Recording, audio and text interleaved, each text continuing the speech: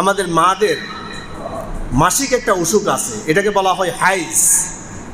এই হাইজ যখন শুরু হয় তখন নামাজ ছেড়ে দিতে হবে, নামাজ পড়া যাবে না, এবং পরবর্তীতে এটা আর কাজাও করা লাগবে না। তবে যদি ফরজ রোজা হয়ে থাকে, রোজার ভিতরে এই সমস্যাটা হতে পারে কি পারে না? যদি এই হাইজটা রমজানের রোজার ভিতরে শুরু হয়ে যায় তাহলে সেটা রোজা কাজা করবে, নামাজ কাজা করা লাগবে না। আসুন আমরা নবী করিম সাল্লাল্লাহু আলাইহি সাল্লাম এই বিষয় কি ফয়সালা দিয়েছেন আমরা একটু জানার চেষ্টা করি।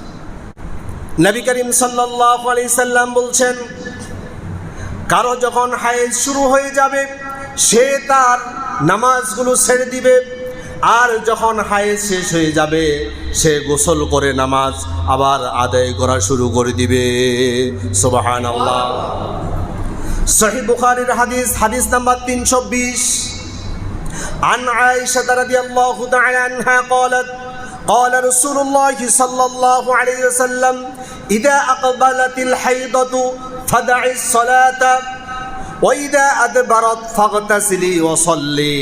প্রিয় নবীজি সাল্লাল্লাহু আলাইহি সাল্লাম বলছেন, ইদা আকবালাতিল হাইদাতু, যখন হায়েজ শুরু হয়ে যাবে, ফাদাইস সালাতা, সে সালাত ছেড়ে দিবে। সালাত আল্লাহর পক্ষ থেকে তার উপর মাফ। সুবহানাল্লাহ। আল্লাহ তাআলা যদি পরবর্তীতে এটা কাজা করার বিধান দিতেন আমরা কি কিছু করার ছিল?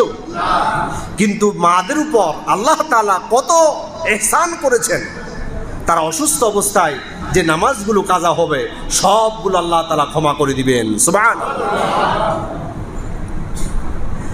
নবী করিম সাল্লাল্লাহু আলাইহি সাল্লাম বলছেন, ওয়াইদা আদবারাত, যখন হায়েজ শেষ হয়ে যাবে, ফাগতাসিলি, সে গোসল করে নিবে, ওয়াসাল্লি, সে নামাজ আবার আরম্ভ করবে।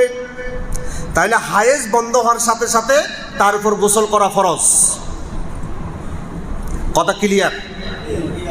এখন আমাদের কোনো মা এবং বোনদের মধ্যে এই সমস্যাটা দেখা দেয়, ওনার সবসময় ব্লিডিং হয়।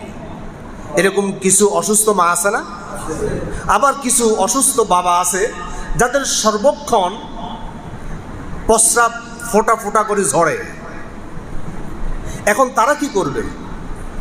এটা কন্টিনিউ, এটা 2-1 ঘন্টা বন্ধ যদি থাকে তাহলে এর ফাঁকে দিয়ে নামাজটা পড়ে নিতে পারে।